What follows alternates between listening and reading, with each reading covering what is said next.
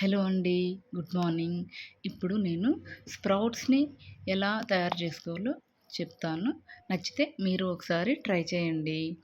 ముందుగా మనం పెసల్ని తీసుకొని ట్యాప్ వాటర్ కింద 5-6 టైమ్స్ అయితే క్లీన్ చేసుకోవాల్సొస్తుందండి. మనం ఎంత సూపర్ మార్కెట్‌లో కొన్నా కూడా వీటికైతే కొంచెం డస్ట్ అనేది ఉంటుంది. సో, నీట్‌గా క్లీన్ చేసేసుకోవాలి వాటర్‌తో. నెక్స్ట్ ఫ్రెష్ వాటర్‌తో మనం 24 గంటలు కూడా నానబెట్టుకోవాల్సొస్తుందండి. సో, నెక్స్ట్ డే ఇవి బాగా నానాక ఇవి నానడానికి కూడా వాటర్ ఎక్కువ పడతాయండి. ఎందుకంటే బాగా ఉబ్బుతాయి కాబట్టి.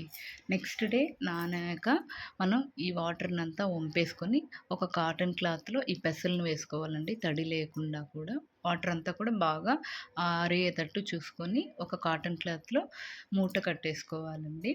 ఈ మూటని మనం ఒక బౌల్‌లో పెట్టుకొని కొంచెం ముడి అయితే మాత్రం లూజ్‌గా వేసుకోవాల్సొస్తుంది. ఒక బౌల్‌లో పెట్టి హోల్స్ ఉన్న ఒక ప్లేట్ గానీ, లేదా బౌల్‌తో గానీ కవర్ చేసేసుకొని డార్క్ రూమ్‌లో పెట్టేసుకోవాలండి 24 అవర్స్. నెక్స్ట్ డే 24 అవర్స్ అయ్యాక నెక్స్ట్ డే అయితే ఓపెన్ చేసి చూస్తే మనకు స్ప్రౌట్స్ ఎలా వచ్చాయో ఒకసారి చూసేయండి. అసలు మన కళ్ళని మనమే నమ్మలేమండి. అంత బాగా వచ్చుంటాయి స్ప్రౌట్స్ చూడండి. ఆ స్ప్రౌట్స్ కూడా ఎంత లాంగ్‌గా వచ్చాయో. బాగా హెల్తీగా ఉంటాయండి ఈ స్ప్రౌట్స్ అయితే. చాలా అస్సలు చెమ్మ కూడా ఉండదు. చూడండి ఎంత డ్రైగా వచ్చేసాయో జర్మినేట్ అయ్యాక. మీరు కూడా ఇలా ఒకసారి ట్రై చేయండి. అలాగే ఈ స్ప్రౌట్స్‌ని మీ డైట్‌లో వీక్లీ వన్స్ అయినా ఇంక్లూడ్ చేయండి. చూడండి ఎలా వచ్చాయో. చాలా పొడవుగా వచ్చాయి కదా స్ప్రౌట్స్.